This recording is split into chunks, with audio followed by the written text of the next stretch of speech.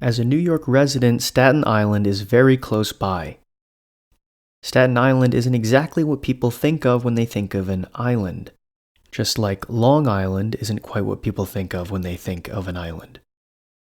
Staten Island is actually the southernmost of New York's 5 boroughs, sometimes even being referred to as the Forgotten Borough, connecting to Manhattan via the Staten Island Ferry.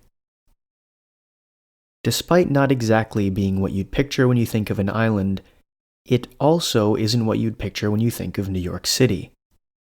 Staten Island has a zoo, a cultural center, botanical gardens, nature center, hiking trails, and a museum. And yet, this is the setting of the urban legend we will be covering in this video. The legend of Cropsey. Standing tall, now labeled as a National Historic District on Staten Island, is the building that was once known as the Seaview Hospital, an old tuberculosis sanatorium.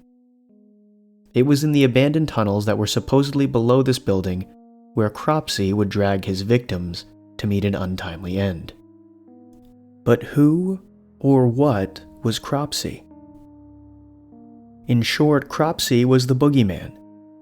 He was waiting for you down the street, in that darkened alleyway. He waits outside your window at night, waiting to snatch you up. Parents would tell their children the horrors of Cropsey to stop them from wandering off or leaving the house unattended at night. According to the popular version of the legend, Cropsey is an escaped mental patient who wields a sharp metal hook for a hand. He comes after his victims at night, his victims being mainly children.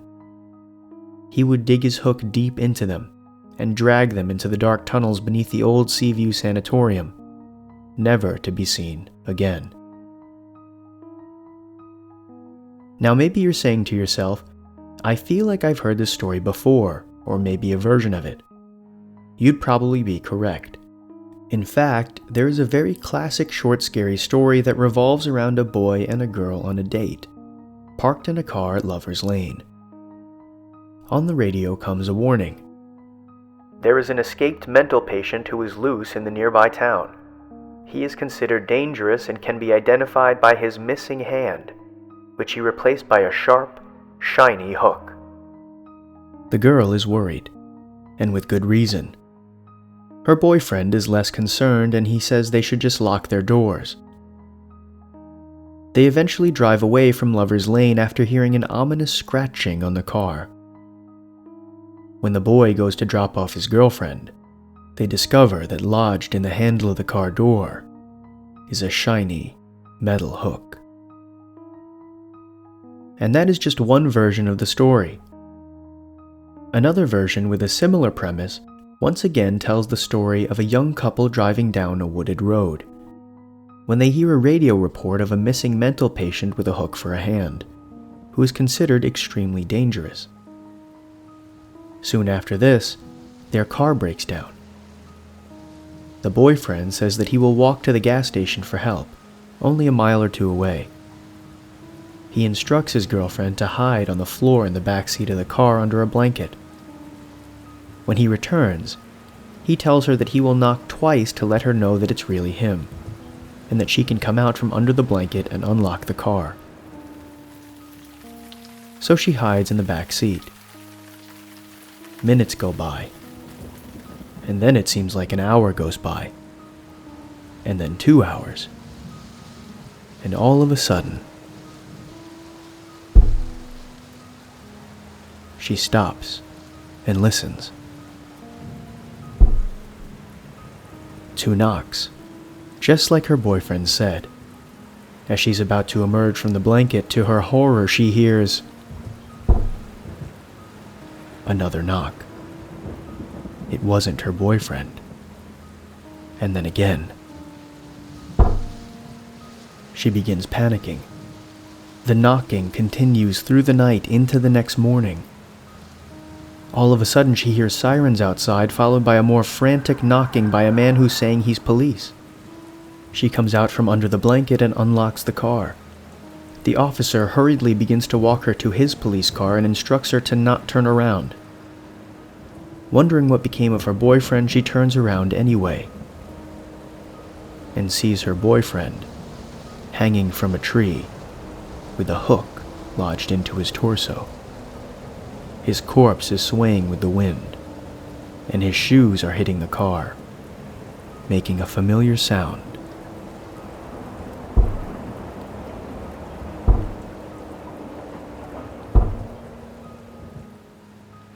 And those are just two examples of man with a hook terrorizes small town type stories that exist. Cropsey was one of these kinds of stories. There are even guides that exist online for those who wish to go to Staten Island to search for something paranormal.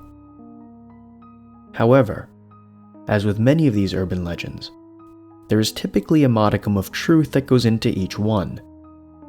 But in this case, it was more like a heaping dose of truth. Because in the 1970s, a living and breathing homicidal madman who hunted children made the Cropsey legend all too real. The legend of Cropsey, the hook-handed, axe-wielding, escaped mental patient turned murderous psychopath, borders on almost the theatrically horrific. There is little to no evidence to suggest a hook-handed man was running around, dragging victims into the supposed catacombs beneath the old Seaview Sanatorium. However, in the 1970s, the legend of Cropsey came to life in a terrifyingly real way, with the emergence of a man named Andre Rand. Andre Rand was born as Frank Russian, but for some reason changed his name. He isn't noted as having a particularly abusive or tragic childhood. However, in the year 1958, his father passed away when Rand was 14 years old. Possibly not being able to deal with the loss of her husband, Rand's mother was institutionalized at Pilgrim Psychiatric Center in Brentwood, New York. Just as a side point, I have very close ties to Pilgrim Psychiatric Center. Not only am I a fairly short car ride away, but my grandfather worked at Pilgrim in the early 90s, and I've heard many interesting stories about Pilgrim Psychiatric Center. I would like to do a whole video about it in the future. But for now, we return to the story at hand. Rand's mother was institutionalized in 1958, leaving himself and his sister alone.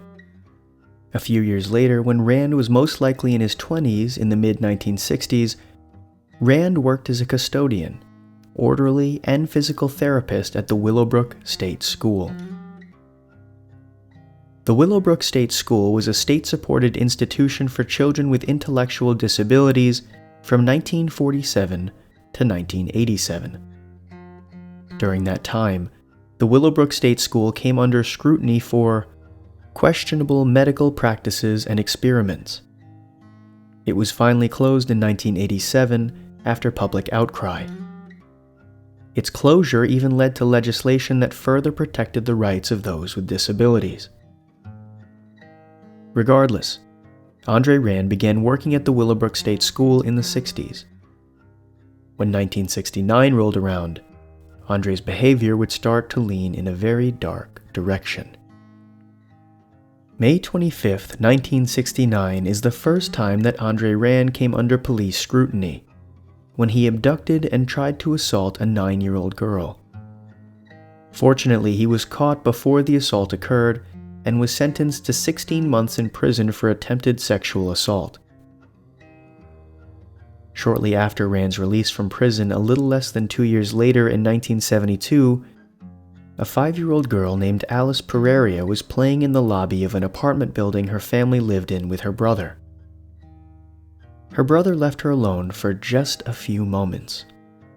But when he returned, Alice was gone. She vanished at around 3:30 p.m. that afternoon, and by 6:15 p.m. that evening, her mother called the police. Alice was never seen again. Police immediately suspected Rand of Alice's disappearance, due to his history, but at this time they did not have enough evidence to link him directly to Alice's vanishing. And then, less than a decade later in 1979, Rand was accused of sexually assaulting a young woman and a 15-year-old girl. For some reason, they ended up not pressing charges against Rand, and as a result, he was never indicted for the crime. A few years later, in 1981, a 7-year-old named Holly Ann Hughes was sent by her mother to the Port Richmond Deli near Richmond Terrace and Park Avenue, around 2 blocks from where they were, to buy some Ivory soap. The shopkeeper remembers seeing the girl buying the soap, but she never made it back to her mother. Holly Hughes was never heard from again. Eyewitnesses claim to have seen Andre Rand pulling Holly into his van and driving away, but no other evidence was found. Rand would not be charged with Holly's disappearance until years later. In 1983, Andre Rand comes on police radar yet again, when he does something extremely bizarre. While driving a bus, Andre Rand drove to the local Staten Island YMCA and picked up a group of 11 children. He then proceeded to buy them all White Castle. For those unaware, White Castle is a popular fast food chain that's known for selling tiny, quote, hamburgers, even though we all know that those are not hamburgers. So Andre Rand buys them all White Castle, and then brings them all to Newark Airport in New Jersey to watch planes. Obviously, all of this was done without the consent of the parents. Police caught wind of this, and Andre Rand ended up serving another 10 months in jail for unlawful imprisonment. 12 days after Andre Rand was released from prison on August 14, 1983, an 11-year-old girl named Tiahese Jackson was reported missing after her mother sent her to go purchase food and she didn't return. Police immediately questioned Rand, but once again, they did not have enough evidence to tie him to the disappearance, so they had to let him go. On July 9, 1987, a few years later, a 12-year-old girl with Down syndrome went out for what was supposed to be a short walk, but never returned. A month later, after relentless searching by volunteers and police, her body was uncovered near what was known then as the Staten Island Developmental Center. An excerpt from the August 14, 1987 edition of the New York Times reads as follows. A retired firefighter, George Kramer, led other searchers Wednesday night to a spot he had noticed where clay was mixed with darker topsoil. The volunteers began digging and eventually unearthed the body, police said. Regarding Andre Rand, the same article stated the following. Last week, 43-year-old homeless man Andre Rand was charged with kidnapping the girl. Police officials said that it was possible that Mr. Rand, who was the last person seen with Jennifer on the day she disappeared, would now be charged with murder. The article closes by saying this. Senior law enforcement officials have said Mr. Rand is a possible suspect in the disappearance of at least 2 other young girls on the island. Tiahese Jackson, who disappeared in 1983, and Holly Ann Hughes, missing since 1981. When all is said and done, in 1988, Rand was charged with the kidnapping and first-degree murder of Jennifer Schweiger and sentenced to 25 years to life in prison. In 2004, Rand was put on trial yet again, this time for the kidnapping of Holly Ann Hughes. He was convicted and sentenced to another 25 years to life. This would make him eligible for parole in 2037, when he will be 93 years old. There were many theories surrounding Rand's abductions. Some speculated that he was involved in satanic rituals and was offering the children as a sacrifice. Others believe he was not working alone, and was passing the children around to an underground network of homeless and disabled people living in the tunnels under the former Willowbrook State School. Whatever the case, we can be sure of one thing. The legend of Cropsey as a hook-handed bogeyman may have had little to no truthful merit, but the monster known as Andre Rand, child abductor and murderer, is all too real. and serves as enough real-life fuel for our nightmares. I hope you enjoyed this deep dive into the Cropsey legend and the crimes of the real-life monster Andre Rand. If you're interested in knowing more, there was a documentary entitled Cropsey, released in 2009 that goes into the legend and also the real-life crimes that mimicked the stories. If you liked this video, be sure to leave a like and subscribe for more content. If you want to support me even more, and want some cool rewards in the process like early access to videos, polls, and written versions of my original stories, check out my Patreon. Follow me on Twitter for updates, and I'll see you guys in the next one.